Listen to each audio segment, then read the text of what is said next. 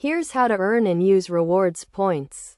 Use credit cards that offer rewards points for purchases, especially from partner retailers. Programs transfer loyalty points from partner programs. Rewards. Redeem points for travel rewards, car rentals, cruises, hotel bookings, and flights bookings. Redeem points on a travel center or transfer them to a loyalty program. Use points to claim rewards from qualifying products or service providers. Offers after redeeming points. Convert points to cash via a check in the mail.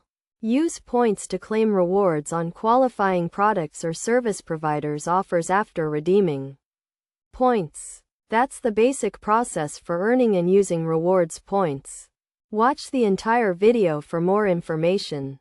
And thanks for the guidance on how to earn and use rewards points.